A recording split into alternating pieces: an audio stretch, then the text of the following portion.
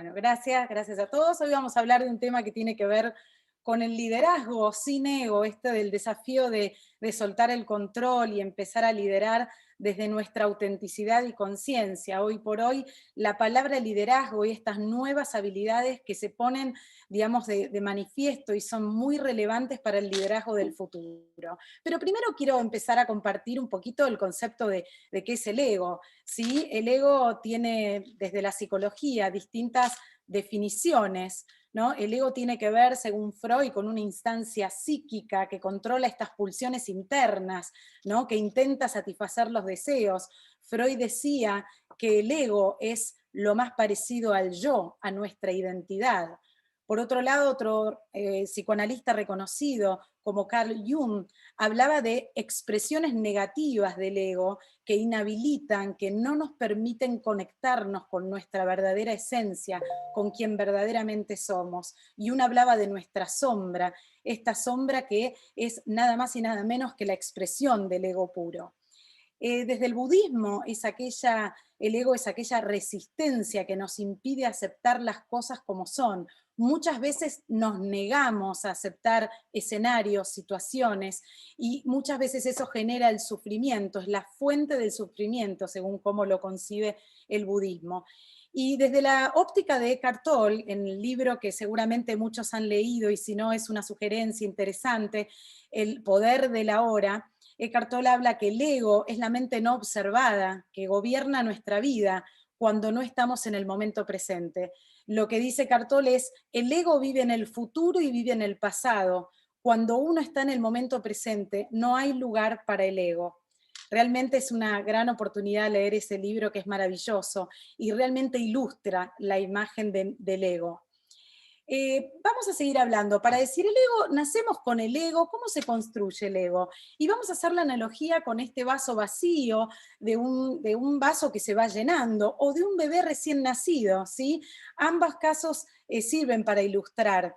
El bebé cuando nace está en estado puro, en estado de esencia, y se va llenando con distintos aprendizajes a lo largo de su vida. Lo mismo que este vaso está vacío y se va a ir llenando a partir de diferentes creencias, pensamientos, experiencias que vamos viviendo a lo largo de nuestra vida. Entonces, por un lado, está ese yo esencial en estado puro, ese bebé recién nacido, y por el otro lado, es ese yo construido que empieza a llenarse y a construirse, a ese yo construido lo llamamos el ego, y que empieza a construirse justamente a partir de todo lo que vamos experimentando en nuestra vida, a través de los pensamientos, de las creencias, de cómo nos fueron criando, de cómo fuimos asimilando esas distintas experiencias. A veces ese yo esencial y ese yo construido entran en tensión, y es ahí cuando nos generan cierta incomodidad, cierto sufrimiento, porque ese yo esencial se está separando esencialmente de la esencia pura de quién es. Entonces ese yo esencial y el construido entran muchas veces en puja. Ese yo construido es la conducta que se manifiesta a través del ego.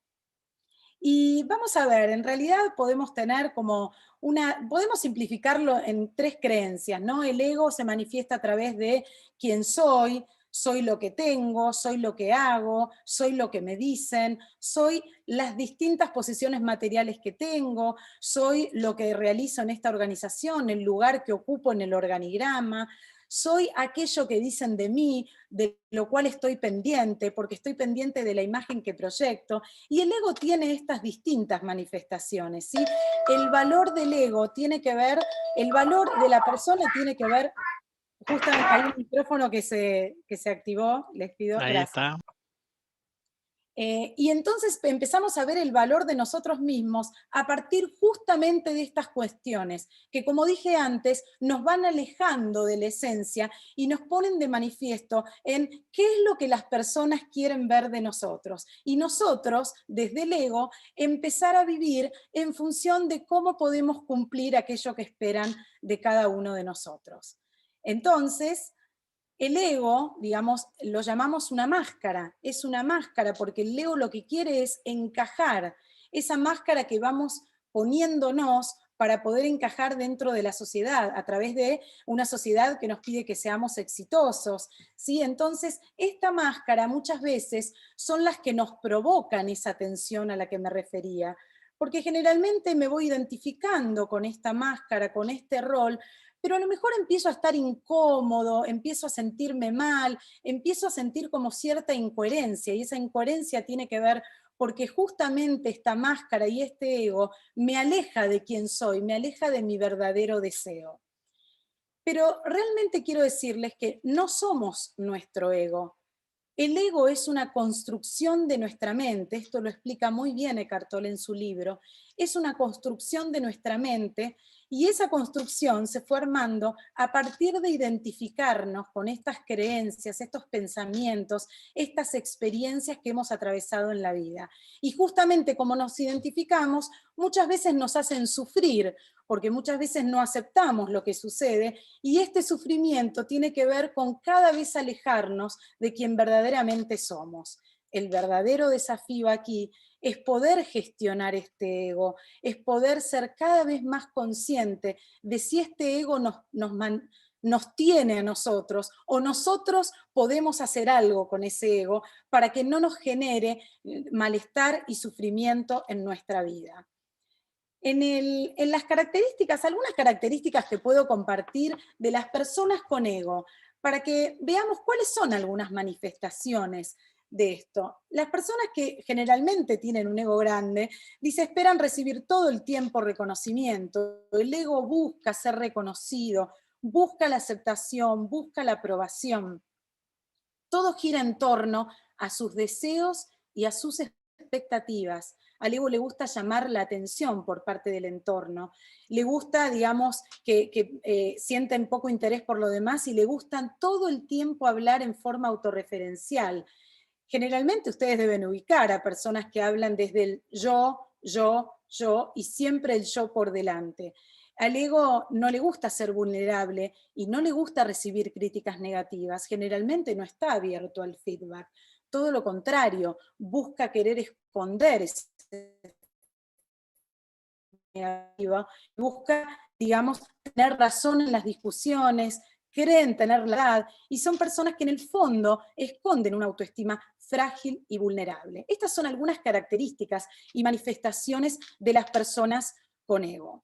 Y justamente en el ámbito de las organizaciones podemos ver y sabemos que esto se juega y mucho.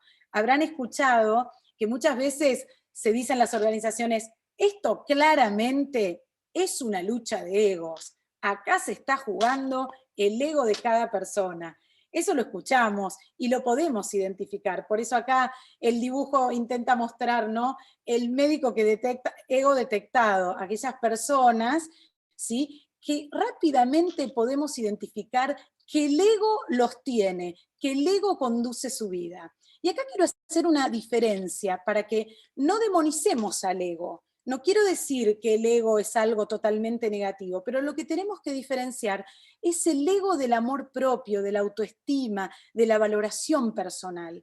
La persona que vive desde el ego es aquella persona que busca y hace responsable a los otros, que culpa, que no asume la verdadera responsabilidad de lo que le sucede. La culpa la tiene el entorno, la tiene la pandemia, la culpa la tiene fulanito, no me hago cargo, trato de justamente esconder mis debilidades y mis falencias y trato de que se muestre una imagen, ¿sí?, una imagen atenta, cordial, una imagen que lo sabe todo. Entonces, cuando la persona está viviendo desde el ego, tiene este tipo de manifestación, generalmente un líder. Y cuando la persona vive desde el amor propio, desde la autoestima, desde una valoración y confianza en sí mismo, es una persona que ha trabajado su ego y que en lugar de echarle la culpa a las circunstancias o al afuera, asume la responsabilidad y trata de traspasar ese ego trabajando internamente en cómo esas cuestiones se pueden gestionar efectivamente y en forma positiva. Entonces, una cosa es vivir desde el ego, que me hace mirar al afuera y culpar a los otros, y otra cosa es vivir desde la autoestima, desde la valoración, que me hace asumir la responsabilidad de lo que sucede y me hace realmente ponerme como protagonista de la historia. Entonces, no está demonizado el ego, pero sí me gustaba hacer esta distinción para que quede claro. El liderazgo, bueno, algunas manifestaciones que pueden verse en las organizaciones, con los líderes, puede decir, bueno, personas que piensan que son los mejores, que sus decisiones son las correctas, que nunca se equivocan, personas que siempre dicen, al final yo tengo la razón, soy el que lo sabe todo, un poco exacerbado, ¿no? Nadie me supera, de manera consciente o inconsciente, de alguna forma lo están manifestando. Es como digo yo, poseedores de la verdad, no escuchan. Y como dice Mafalda, ahora que estamos en una semana donde Mafalda fue protagonista con Kino, la comprensión y el respeto, eso es lo importante, para convivir con los demás y sobre todo no creerse mejor que nadie. Y cuando vivimos desde el ego, muchas veces nos creemos superiores y nos creemos mejores que otras personas. Bien, ¿cuál empieza a ser el remedio a todo esto? Un proceso profundo de autoconocimiento. El autoconocimiento que nos permite ese trabajo interno de revisarnos, de indagarnos, de saber cuáles son nuestras motivaciones, cuáles son nuestros talentos, cuáles son nuestros intereses, cuáles son aquellas cosas en las que somos fuertes, cuáles son nuestras habilidades, nuestros puntos más amenazantes, ¿sí? El autoconocimiento, que a partir de que tenemos un trabajo profundo y que lo recorremos, podemos gestionar más inteligente nuestro ego. Y el ego en ese caso no nos tiene, sino que nosotros podemos trascenderlo y podemos hacer algo con ese ego. Otra de las palabras claves para poder lidiar con eso es el cuestionamiento, es indagarnos, es preguntarnos, bueno, a ver, en esta situación, ¿cómo estuve? Es poder salir de una reunión que fue estresante y poder preguntarnos, bueno, ¿cómo estuve? ¿Realmente acá me equivoqué? Bueno, tengo que pedir disculpas, bueno, a ver, ¿cómo estuve en este momento? ¿O cómo me siento? Poder indagarme en la emoción, poder aceptarla, poder ponerle un nombre, no identificarme con ella, cuestionarnos desde un lado positivo, no para echar la culpa, sino para darnos una verdadera oportunidad de aprendizaje. Y la otra palabra, que es la que cité antes, que el budismo hablaba sobre eso, es la aceptación de la situación. Muchas veces tenemos que aceptar situaciones y nos resistimos a ella. El ego quizá no quiere que aceptemos, porque el ego insiste en que la situación tiene que ser como yo la veo, y ahí donde nos contacta con un sufrimiento, y muchas veces estamos apegados a ese sufrimiento, nada más y nada menos, porque no podemos aceptar las cosas tal cual son. Así que hoy más que nunca, esta situación de pandemia nos puso a ejercitar la aceptación, porque muchas veces nos vimos en imposibilidad de tener casi una vida normal como la que veníamos teniendo antes de marzo, y no nos quedó otra que aceptar. ¿Sí? Entonces, esta pandemia, esta contingencia, realmente nos puso a ejercitar esto tan importante de la aceptación. Ahora, los nuevos líderes. ¿Qué características tienen que tener los nuevos líderes de cara a este nuevo escenario? Los nuevos líderes realmente tienen un gran desafío. El desafío es aumentar los espacios de conciencia, a dejar de poner el acento en el hacer, hacer, hacer, hacer. Y hoy esta situación dice que el acento lo tenemos que poner en el ser. ¿De qué manera podemos trabajar más la persona que somos? Y para eso se necesita mucho coraje, se necesita mucho corazón, se necesita la valentía, se necesitan los valores. No solamente tenemos como líderes que apuntar a lo técnico y al conocimiento. Hoy más que nunca esta situación nos lleva a tener que apuntar a otras habilidades, a estas habilidades que implican con coraje poder aceptar la situación que tenemos enfrente, adaptarnos, ser flexibles y sobre todo con valentía y con el marco de los principios. Pero ¿por dónde empezamos? Es cierto, por algún lado hay que empezar. Esto de este cambio de reglas, de esta nueva normalidad que realmente nos cambió las reglas del juego a todos y están todas las personas ahora reaprendiendo. Entonces, ¿por dónde empezamos a esta nueva modalidad, a estas nuevas características del liderazgo? Y a mí me parece que hay un trabajo inicial que hay que hacer, y hay que empezar por el liderazgo de uno mismo, por este camino que hay que transcurrir, que no es fácil, que no es sencillo, pero que realmente es el camino de la transformación. Un líder lo que primero tiene que poder hacer es liderarse a sí mismo. ¿A partir de qué? De que se conoce, a partir de que registra lo que le sucede y lo que le pasa, a partir de que es auténtico, de que es sincero con él mismo, para poder después hacer un trabajo con las personas. Para poder liderar a otro necesito primero hacer este trabajo conmigo. Y después sí, realmente me va a salir la empatía, pero me va a salir poniéndome en los zapatos de los otros, poniéndome en lo que siente el otro en este momento, poniéndome en el lugar de un líder que escucha activamente qué es lo que le está pasando al colaborador, un líder que estimula, un líder que inspira, un líder que motiva. Pero realmente, primero, como se dice siempre, hay que empezar por casa. Primero tenemos que ordenar adentro. Me encanta la frase de como es adentro, es afuera. Y si adentro no está ordenado, y si adentro no hicimos ese trabajo, créanme que el afuera lo va a mostrar. El afuera me va a revelar justamente esto que no puedo hacer conmigo y mucho menos lo voy a poder hacer con el resto. Con lo cual, en este desafío, digamos, de estas nuevas habilidades del líder, el trabajo empieza por sí mismo. Yo creo que este es un momento, como si yo dijese, este es el momento de la dimensión emocional. No solo porque, bueno, soy psicóloga, me encanta el tema y trabajo mucho con el tema de las emociones, sino porque realmente creo que este es un gran momento para la dimensión emocional. Y hay una palabra que a mí me gusta mucho, que es desarrollar los recursos internos. Hoy más que nunca el líder tiene que trabajar sobre cuáles son sus recursos internos necesarios, críticos, que hoy necesitamos para poder adaptarnos a un contexto que cambia continuamente, a un contexto que ya no se basa en las certezas, sino que se basa en la complejidad, en la ambigüedad, en la volatilidad. Entonces, más que nunca, ¿cuáles son los recursos internos con los cuales cuento para poder hacer frente a este nuevo momento?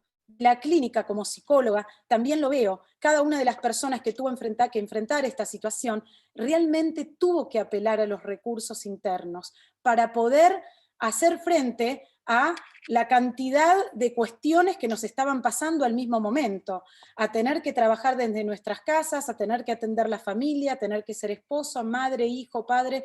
¿Con qué recursos cuento para poder llevar adelante esta situación? Y hoy más que nunca es el momento de las habilidades humanas, las famosas soft skills, que para mí, en mi opinión, serán la gran contribución diferencial, serán el valor agregado de los líderes protagonistas, de esos líderes protagonistas que trabajan en estas habilidades, que le dan espacio y lugar a la dimensión emocional y que a la vez son capaces de generar un impacto en el negocio, un impacto en el equipo que tienen a cargo y un impacto en los resultados.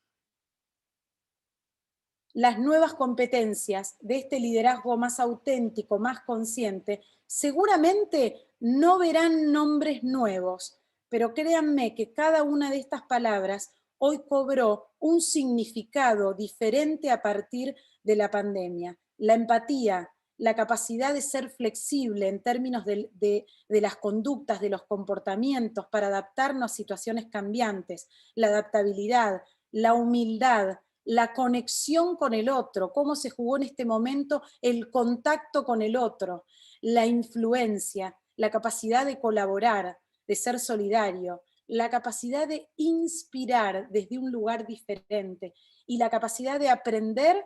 Y me encanta que otra palabra que realmente estuvo muy en la escena, aprender y desaprender.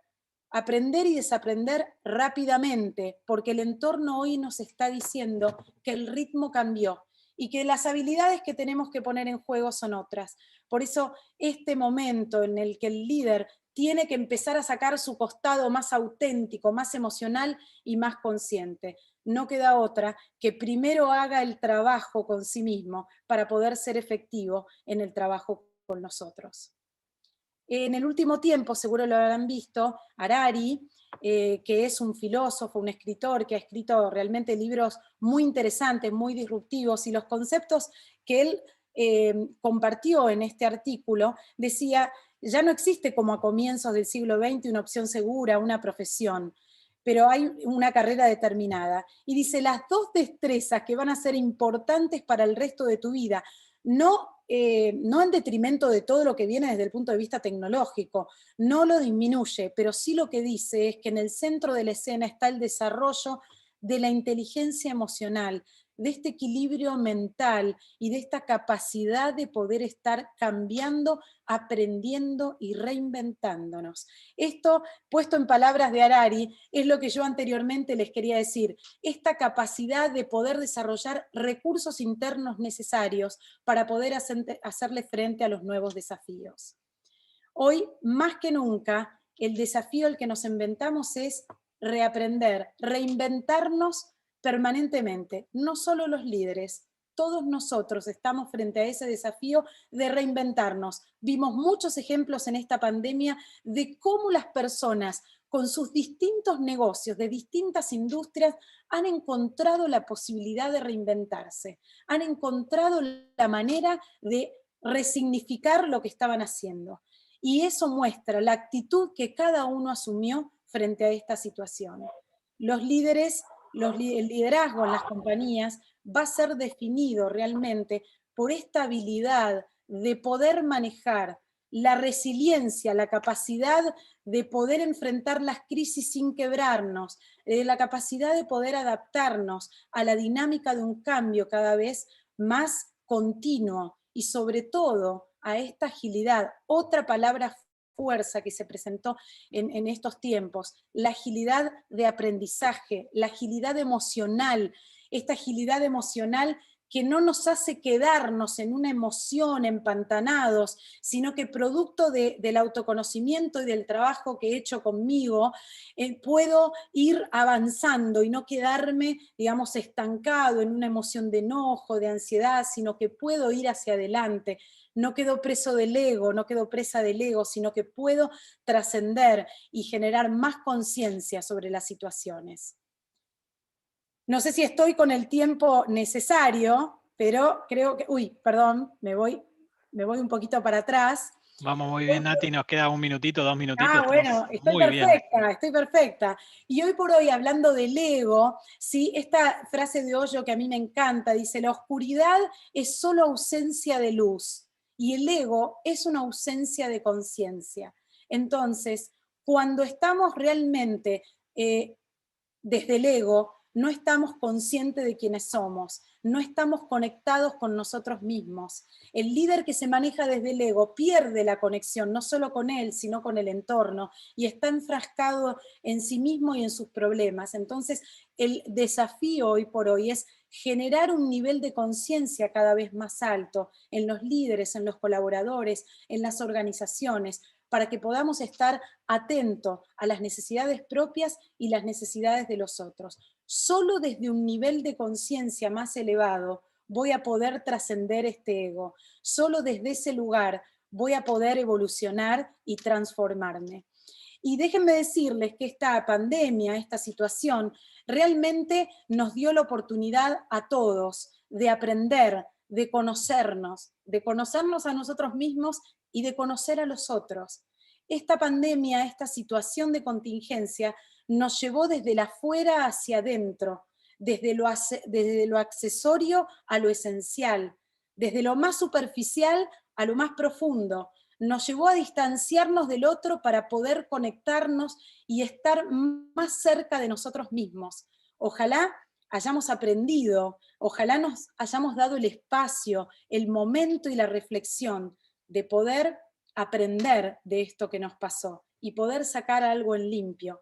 Y sobre todo, esta pandemia nos dio la libertad de poder elegir con qué actitud íbamos a enfrentar esto que nos pasó. Viktor Frankl hablaba en el libro El hombre en busca de sentido justamente de la actitud que cada uno decide tomar frente a lo que le pasa. Y esa actitud, esa libertad es nuestra. Por eso, y para terminar, a mí me encanta la frase que él dijo: la situación es lo que es, no la neguemos, aceptémosla. Y lo que hacemos con esa situación es lo que verdaderamente somos, es lo que habla de nosotros. Lo que hacemos con cada situación que nos pasa en nuestra vida habla de cuál es la actitud que cada uno elige para enfrentarla. Así que bueno, muchas gracias. Quiero ser fiel al tiempo y esto también habla de mí, soy muy puntual, así que me gustaría, bueno, agradecerles este espacio, agradecerle a Cristian, a Speaker 20 por este espacio y realmente por toda la información que nos compartís, Cristian, a través de los speakers, y bueno, muy contenta de haber participado.